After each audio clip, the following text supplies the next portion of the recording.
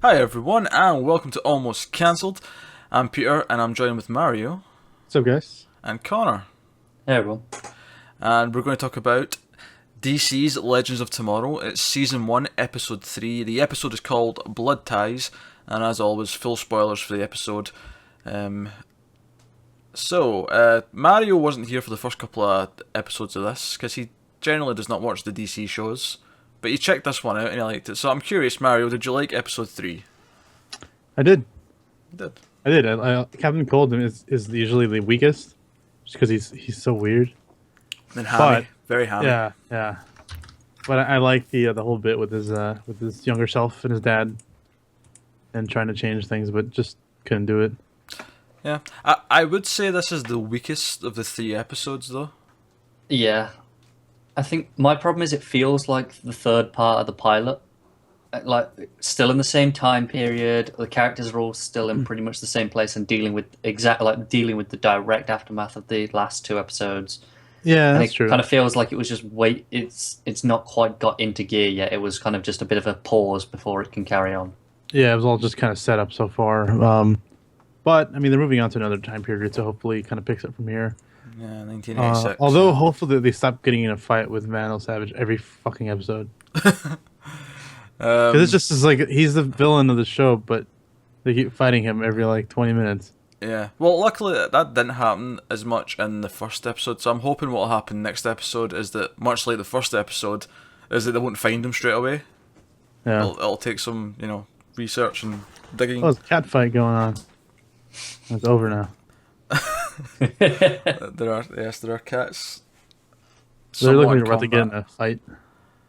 It may still happen. It may. I mean, do you want me to move so that they're on camera and I'm not taking up the screen? Probably more Didn't we get interesting. someone on Twitch saying that they only came on because they hope to see the cats? That's true. That's true.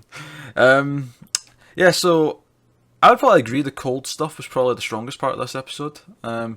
Captain Cold tries to basically make his childhood better by stopping his father from going to prison, because it was after his father went to prison that he became an abusive asshole and started hitting them and so on, which was an interesting idea.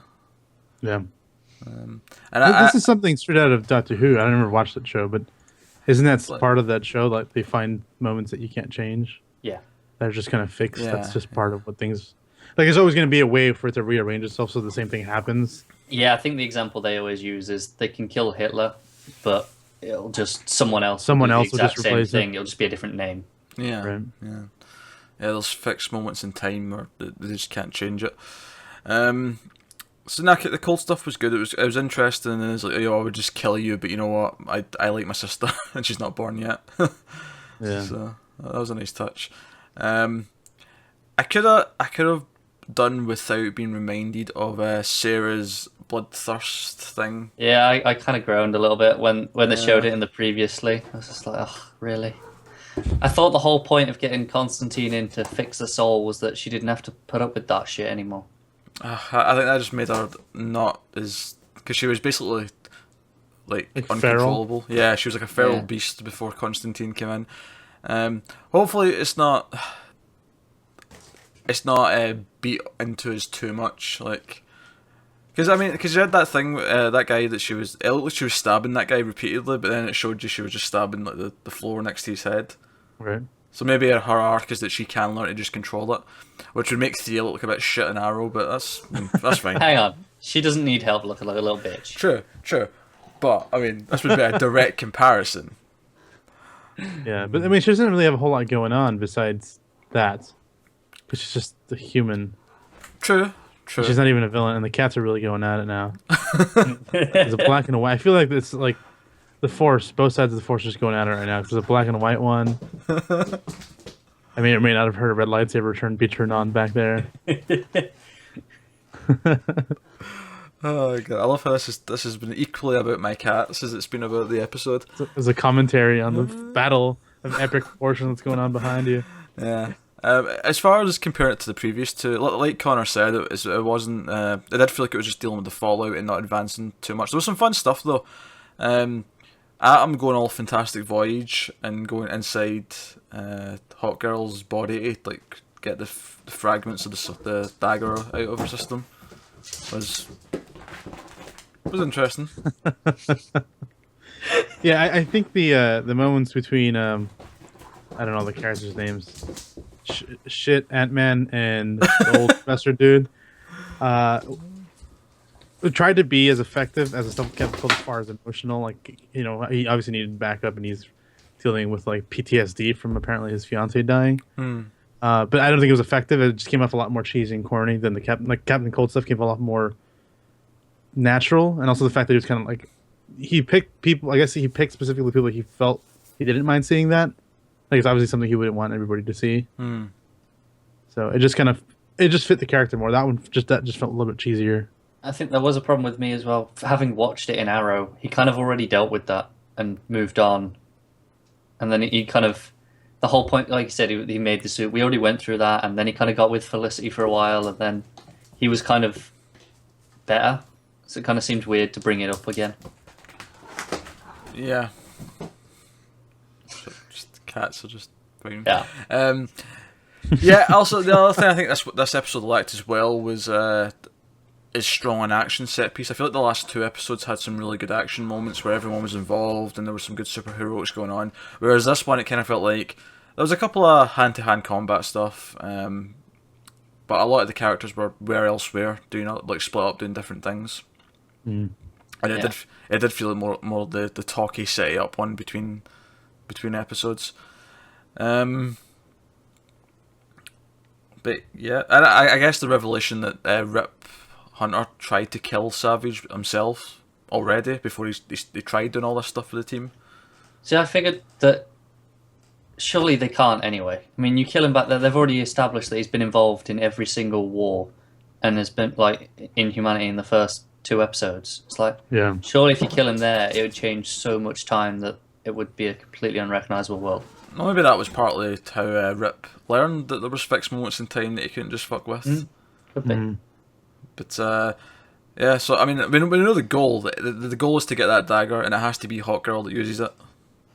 Yeah. They've set up a very specific set of circumstances. This is the only way we can kill this bastard. So we'll see how that pans out. But hopefully next week's fun. They've explored the 70s well enough. Yeah, there was still some fun stuff in this. Like that moment where they're walking to the bank and it's the slow-mo shot with them walking and there's all the funk playing. Yeah. Yeah, they keep doing that, and of course everybody has dressed the part. Yeah. Yeah, they've basically just established there's a magical closet on the ship that'll give them clothes from the time period. Same as Doctor Who. Yeah, they basically just said that in the first episode. Just to How old is Doctor Who? What? 40 years now, something like Okay. that. 50 something. 51. Oh, it's 50, yeah, because there was a 50th anniversary list a couple of years ago. Yeah, that's right. Alright, never mind, because Marvel used to do that too. That's where the black Spider-Man suit came from. Ah, that's interesting. No, that's episode 3. It was a fine episode. It wasn't as good as the first 2 though. That said, I'm not concerned as if the quality is dipping. I'm sure it's just a. I'm sure with a new time period, it'll be back on form. Yeah, and like Although Marius, they do keep saying, like, every episode is like, oh, we failed. All right, guys, we gotta buck up and try again. yeah. All right, guys, is everybody in? We're in as long as you're in. Yeah, All yeah. right. I will say this: if episode 4 ends with another "we all have to be in this together" speech, I'm going to call it a little bit of bullshit. It's just getting old. Like, You can't- Jesus Christ! you You can't can't end- break up and get back together every episode. Yeah, you can't end every episode with that same speech. So, yeah. It's alright, it'll just be all the odd numbered ones from now on. Also, this was the episode with the I've seen Man of Steel fall and Dark Knights die or whatever it was. Yeah. Wonder when the timeline they show up. Probably never. It's one of those things that just doesn't matter because it's like, well, it happens some point in the future after these shows end. Yeah. That's it. Yeah. Okay. Alright, so that's episode 3 of Legends of Tomorrow. Here's looking forward to episode 4.